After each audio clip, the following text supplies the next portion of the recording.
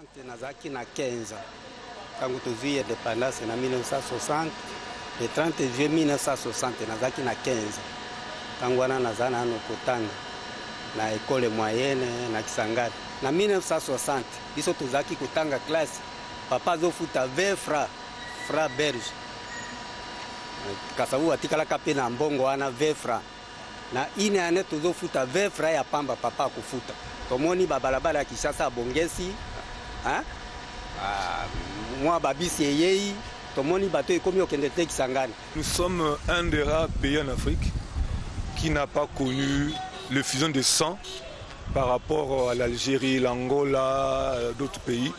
Nous, notre indépendance est venue avec sérénité, dans le calme, sauf peut-être, bon, le 4 janvier 59, là au moins tout le monde le sait, ceux qui consultent l'histoire savent qu'il y a eu des événements malheureux, mais par rapport à d'autres pays, non, nous ça s'est bien passé.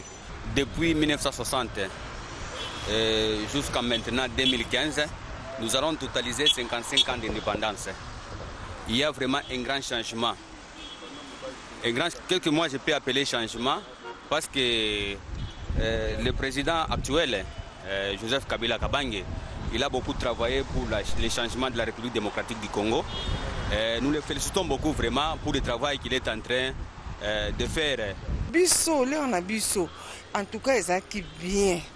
Mais on ils ont continué, ils ont béba mouké. Jusqu'à présent, on est bisso sur tout le monde pensait que mon client au moins ils ont sauté. Et puis la République démocratique du Congo va se doter si peu de 2 avions Airbus A320 pour sa nouvelle compagnie aérienne Congo Airways. L'annonce a été faite par le Premier ministre Augustin Matata Ponyo. Le tout premier Airbus arrive au mois de juillet et le deuxième au début du mois d'août. L'acquisition de ces 2 appareils est la raison du report de lancement officiel de la nouvelle compagnie aérienne congolaise pour le mois d'août. Et en santé, le Conseil national de l'ordre des médecins de la RDC sera désormais dirigé par le docteur Nsadi Fouene. Ce chirurgien de clinique universitaire de Kinshasa a été élu à l'issue du 5e congrès ordinaire de l'ordre des médecins qui s'est clôturé samedi à 22 h. Retour sur une élection dont le suspense aura duré toute la soirée avec Naftali Bamoutala Ouseni. Bienvenue Magambo dans un commentaire de Patrick Mpezozaniti.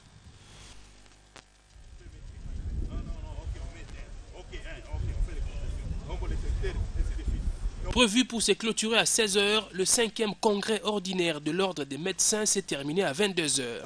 Et c'est l'élection du nouveau bureau du Conseil national de l'ordre qui a tiré en longueur. Durant toute la soirée, les médecins ayant le droit de vote se sont enfermés dans la grande salle des Sultani Hôtel, tels des cardinaux dans la chapelle Sixtine pour l'élection du souverain pontife. Pendant ce temps, journalistes et autres congressistes attendaient la fumée blanche dans le hall de l'hôtel. Le suspense a duré des heures jusqu'à ce que l'Avemus Papam soit dit à 22 h 15 par un vieux médecin, président de la commission électorale du Congrès. Docteur Nsadi Fouene, chirurgien aux cliniques universitaires de Kinshasa, c'est lui qui présidera le bureau du Conseil national de l'ordre des médecins de la République démocratique du Congo. Il a un mandat de 5 ans. C'est un jour mémorable. Mémorable d'abord pour notre modeste personne, moi personnellement et le bureau qui va nous accompagner. Nous voulons remercier ici,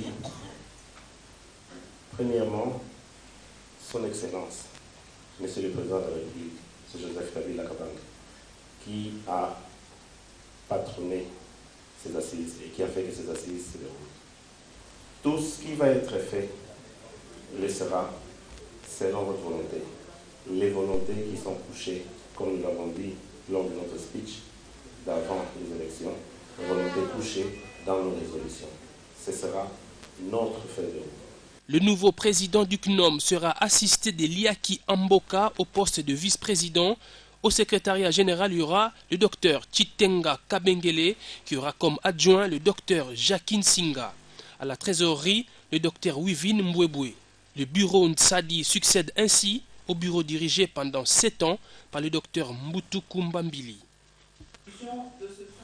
On va rester dans ce registre. Les médecins ont attendu ce nouveau bureau pendant 7 ans.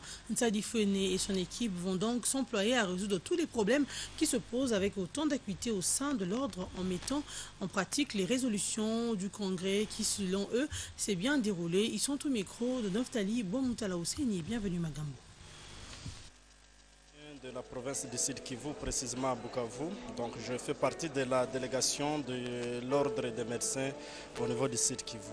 5e congrès, franchement, nous jugeons que le déroulement a été bon, en ce sens qu'il y a plusieurs points qui ont été inscrits à l'ordre du jour et qui ont trouvé satisfaction. Oui, normalement, comme je le disais, nous attendons de ce bureau, franchement, de mettre en application les recommandations qui ont été formulées au courant de ces 3 jours que nous venons de faire ici à Kinshasa, notamment l'amélioration de la qualité de prise en charge de nos malades dans les structures sanitaires, en améliorant toutes les conditions, donc les conditions au niveau du médecin, mais aussi les conditions au niveau des structures sanitaires. Je suis membre du comité organisateur. On attend du bureau que, puisque le Congrès a adopté un certain nombre de résolutions, ces résolutions constituent en quelque sorte le plan d'action du nouveau Conseil de l'ordre des médecins national, du Conseil national de l'ordre des médecins qui va commencer son mandat aujourd'hui. Nous attendons d'abord une chose, que toutes les résolutions qui ont été prises au cours de ces assises, n'est-ce pas, soient effectivement respectées, soient effectivement, n'est-ce pas, réalisées. Voilà. Et ce sera ça qui sera le bilan du bureau entrant. Nous attendons que le bureau d'abord soit soudé, qu'il travaille pour l'honneur et la dignité des médecins, tout en se penchant sur l'intérêt des malades aussi. Qu'il y ait une bonne relation entre le bureau national et tous les bureaux provinciaux qui travaillent en étroite collaboration, qu'il y ait transparence dans la gestion et dans la gestion quotidienne des affaires des médecins et des malades que nous prenons en charge. Les travaux se sont déroulés dans un climat calme et apaisé, mais l'essentiel de ces travaux, c'était juste sur la prise en charge médico-sanitaire de la population de la République démocratique du Congo.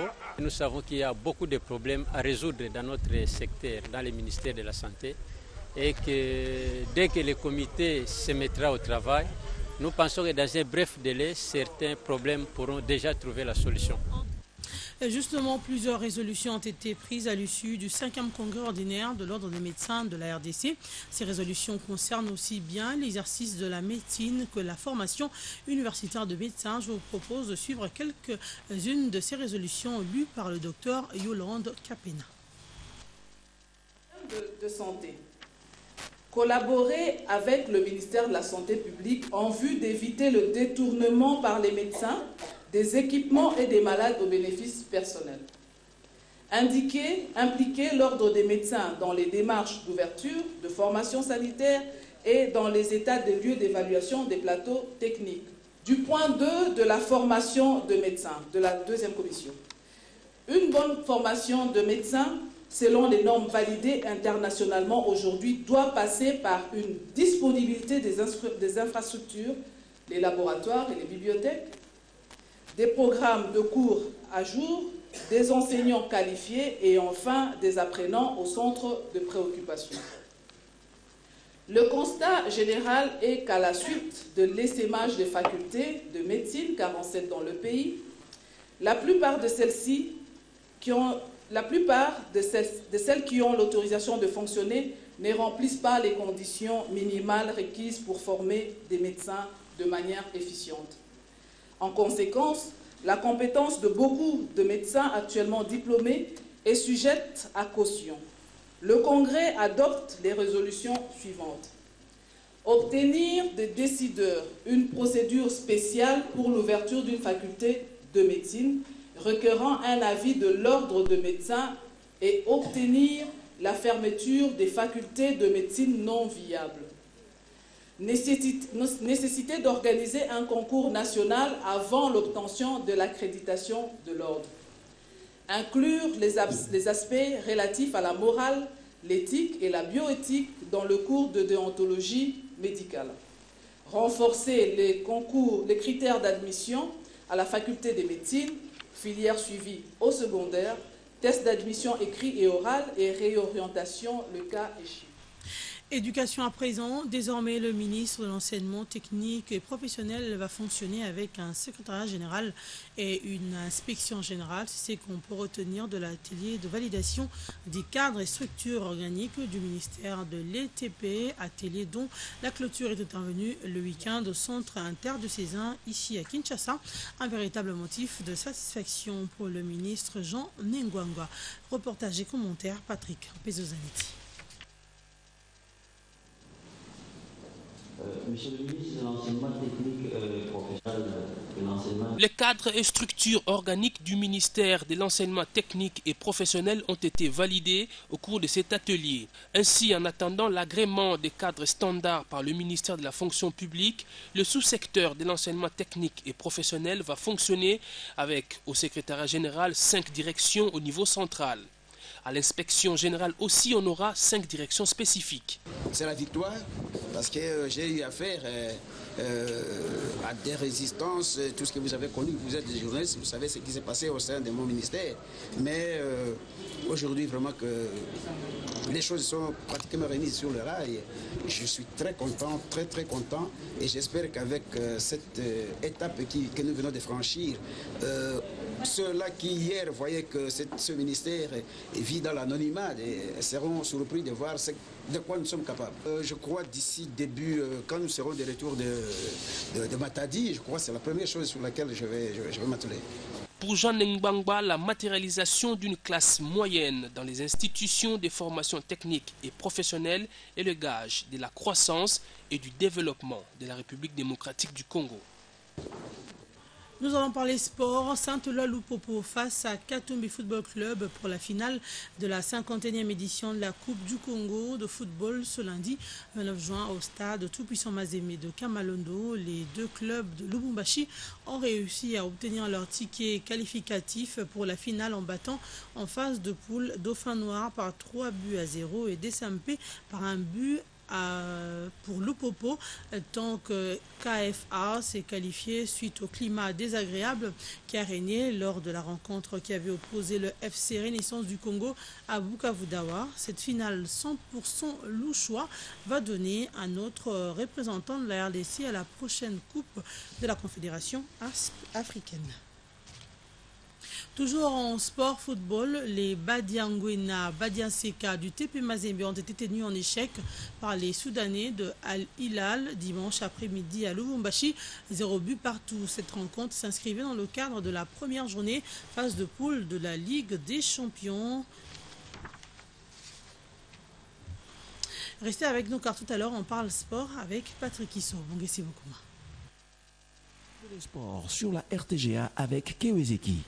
Les motos Kewezeki, c'est l'économie en permanence.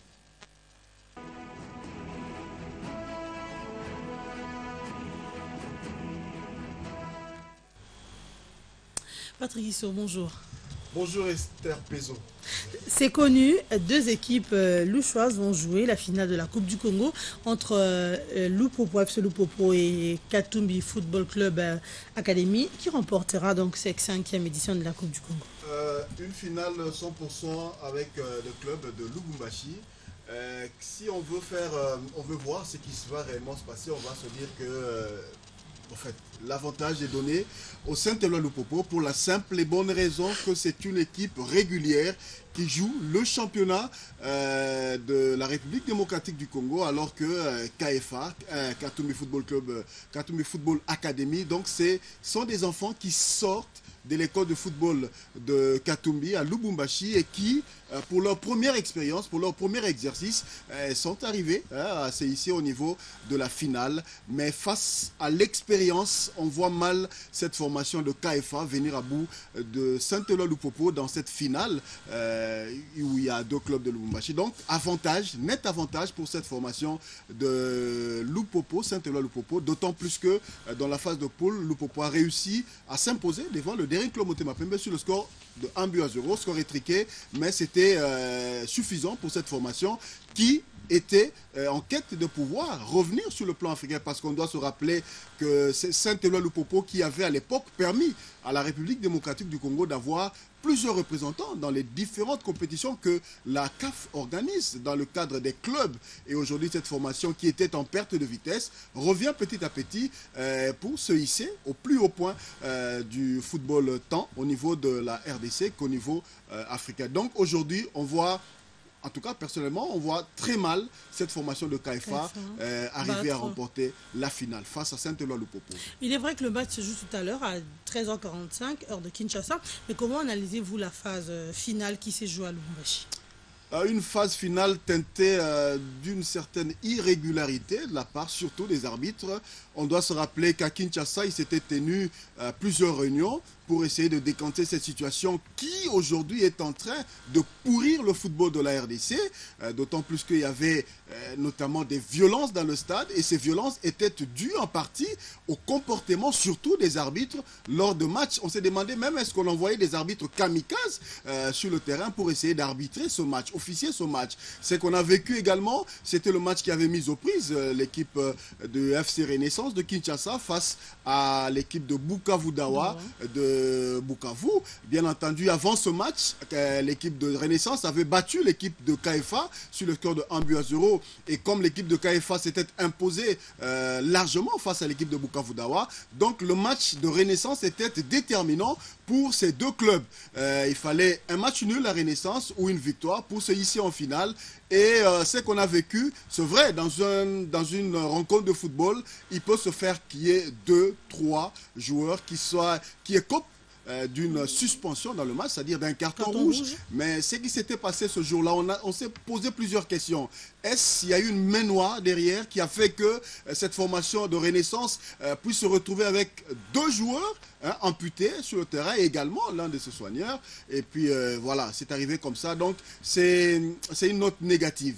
On s'est même posé la question de savoir pourquoi la Fédération congolaise de football n'avait pas suspendu ce championnat, n'avait pas suspendu cette compétition, laissé la place peut-être au 4e de la division 1 jouer cette coupe. Donc beaucoup trop de problèmes, beaucoup trop d'irrégularités dans cette compétition. Donc il y a eu une note très très négative dans cette compétition. Et le tout-puissant Mazembe, qui a joué la première journée des quarts de finale de la Ligue des Champions, a été tenu en échec sur son propre terrain par Al Hilal, 0 but partout. Est-ce un aveu d'impuissance? Je dirais oui. Quand on connaît le tout-puissant Mazembe de Lubumbashi, je dirais oui. C'est un aveu d'impuissance. Mazembe n'a su rien faire face à cette formation d'Al Hilal. Et pourtant, l'an passé, Mazembe avait rencontré cette formation. Ils avaient joué à Lubumbashi. Mazembe s'était imposé après avoir été battu au match aller du côté du Soudan. Mais hier, on n'a pas reconnu l'équipe de tout-puissant Mazembe. Je le dirais comme ça. Parce que cette formation nous avait habitués dans cette compétition à faire de grands résultats, surtout à domicile. Mazembe n'avait jamais perdu à domicile. Ça, on le connaît.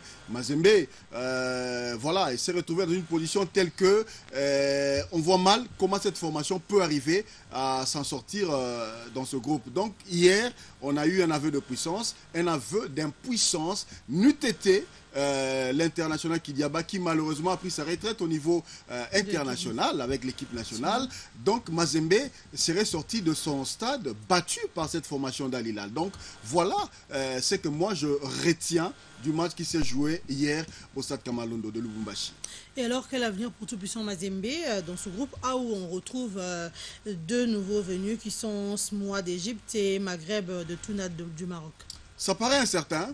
Ça paraît incertain quand on voit le résultat que Mazembe a donné déjà hier sur son propre terrain face à Al Hilal du Soudan. Ça paraît incertain. Mais on peut quand même essayer de diluer un peu nos propos, parce que, vous l'avez dit tout à l'heure, il y a 2 nouveaux venus dans cette compétition qui vont devoir jouer face à l'équipe du tout-puissant Mazembe. On espère que l'entraîneur de Mazembe, on espère que le joueur de Mazembe vont rectifier le tir face à ces 2 nouveaux venus qui sont Smoa et Tetouam. On voit cette formation, il faut qu'on attende d'abord la 2e journée pour qu'on puisse avoir une nette position de cette formation du tout-puissant Mazembe. Au cas contraire, je vois un avenir incertain. du tout-puissant Mazembe dans cette compétition de la Ligue des champions d'Afrique. On va parler karaté pour terminer. Le championnat d'Afrique, zone 4 karaté do, tenu à Kinshasa, s'est clôturé le week-end dernier. Quelle a été la prestation des Congolais? Une prestation quelque peu moyenne.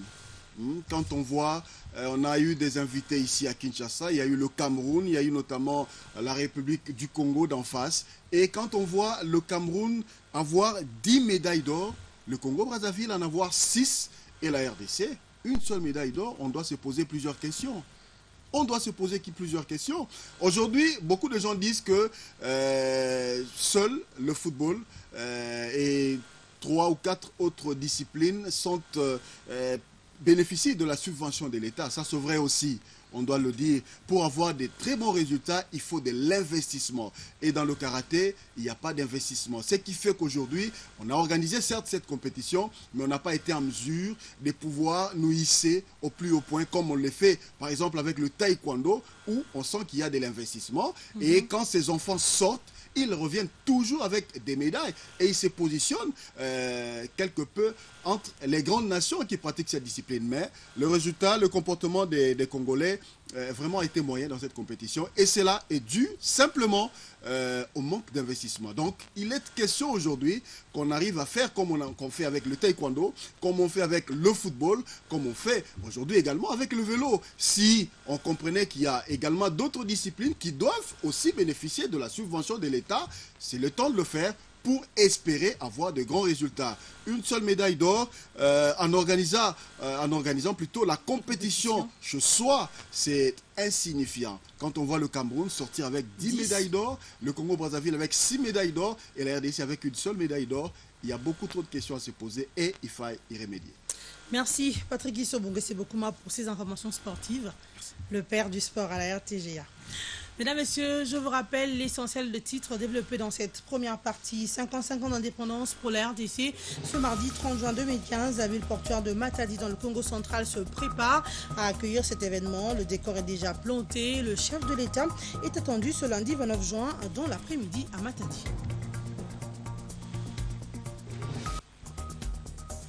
2 avions Airbus A320 pour la nouvelle compagnie aérienne Congo Airways. Ces appareils arrivent au mois de juillet et en début du mois d'août à Kinshasa, ce qui permettra de lancer officiellement Congo Airways.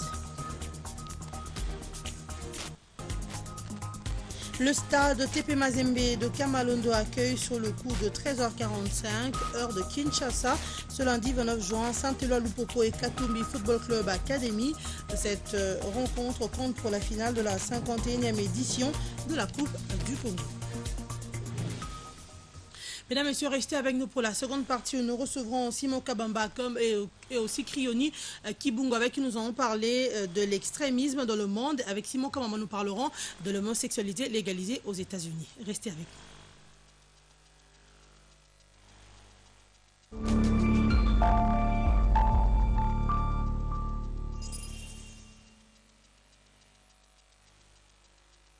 Qui est XOR. Et il paraît que 75% des papas congolais ne mangent que les foufous préparés par leurs femmes. Parce que vous avez besoin d'échanger, de partager et de rester connectés, une chose est sûre. Aujourd'hui, 100% des Congolais peuvent bénéficier de RTL Zone partout et à tout moment. Profitez de différentes réductions RTL Zone allant jusqu'à 99% sur tous vos appels. Activez RTL Zone une seule fois et profitez de vos réductions. Composez étoile 121 dièse.